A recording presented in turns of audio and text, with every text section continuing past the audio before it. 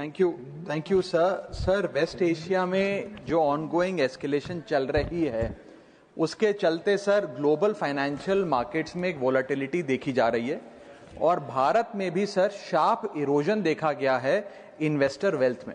Sir ये India का crisis नहीं है, इंडिया इस कॉन्फ्लिक्ट का हिस्सा नहीं है, भारत के इकोनॉमिक फंडामेंटल्स अभी भी स्ट्रांग है, लेकिन फिर भी इस जियोपॉलिटिकल ग्लोबल शॉक के चलते हमारी अर्थव्यवस्था और खास तौर पे भारत का बाजार इंडियन स्टॉक मार्केट को एक शॉक लगा है।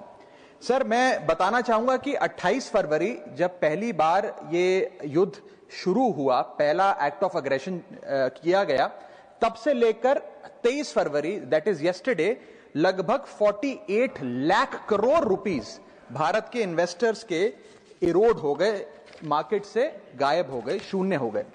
एफपीआईज ने 52,000 करोड़ रुपए 1 मार्च से लेकर 15 मार्च के भीतर भारतीय बाजार से निकाल लिया, रुपया 94 पहुंच गया। ये तमाम चीजें एक रूटीन करेक्शन नहीं है सर, ये कॉन्फ्लिक्ट ड्रिवन शॉक है। मेरी चिंता है सर कि भारत में लगभग 13.5 करोड़ इन्वेस्टर्स हैं जो लगभग 21 करोड़ डीमैट अकाउंट्स के माध्यम से निवेश करते हैं और खास तौर पे इस वर्ग में SIP investor, first time retail participant, salaried middle class और रिटायरीज जो लॉन्ग टर्म सेविंग्स के लिए निवेश करते हैं, उनकी चिंता है जो मैं सदन में व्यक्त करना चाहता हूं। सर वेस्ट एशिया की जो जंग है वो हमारी जंग नहीं है, लेकिन उसके शॉक भारतीय बाजार में देखे गए। It is a black swan event because it has been triggered suddenly, externally and it is unrelated to the underlying Indian economic fundamentals.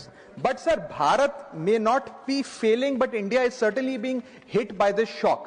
और मेरा सरकार से ये अनुरोध रहेगा that the government, when they encourage citizens to enter the global markets or the capital markets in particular, the government cannot disappear when external shocks hit the household wealth. इसीलिए मैं अनुरोध करता हूं कि कुछ रिलीफ भारत के इन्वेस्टर को सरकार द्वारा दिया जाए। पहला रिलीफ जो हो सकता है सर वो ये है कि रिटेल इन्वेस्टर को टारगेटेड रिलीफ दिया जाए। आज जब भारत का कोई इन्वेस्टर बाजार में शेयर खरीदता है, रिटेल इन्वेस्टर, तो उसे ब्रोकरेज, एसटीटी, एक्सचेंज चार्जेस, इस सर्विस चार्ज पर जीएसटी और स्टैंप ड्यूटी देना पड़ता है और ये सब जूझने के बाद यदि मुनाफा होता है तो 20% short term capital gain tax और 12.5% long term capital gain tax लगता है।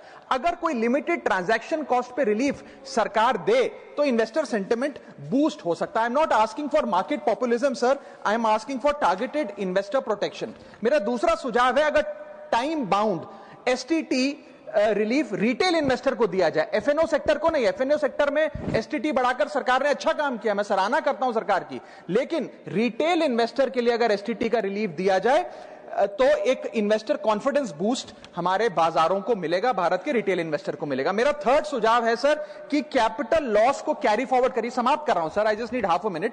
Extend capital loss carry forwards.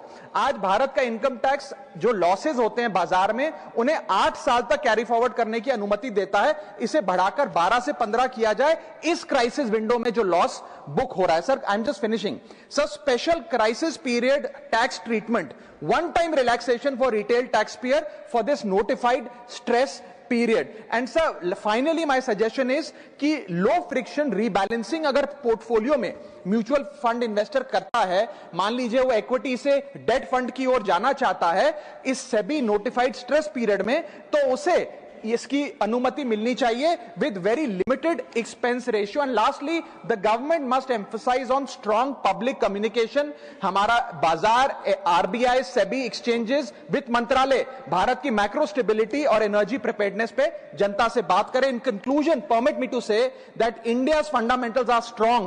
What needs strengthening is the policy shield that surrounds our investors, because this is not our war, but our investors are paying the price. Thank you. Thank you.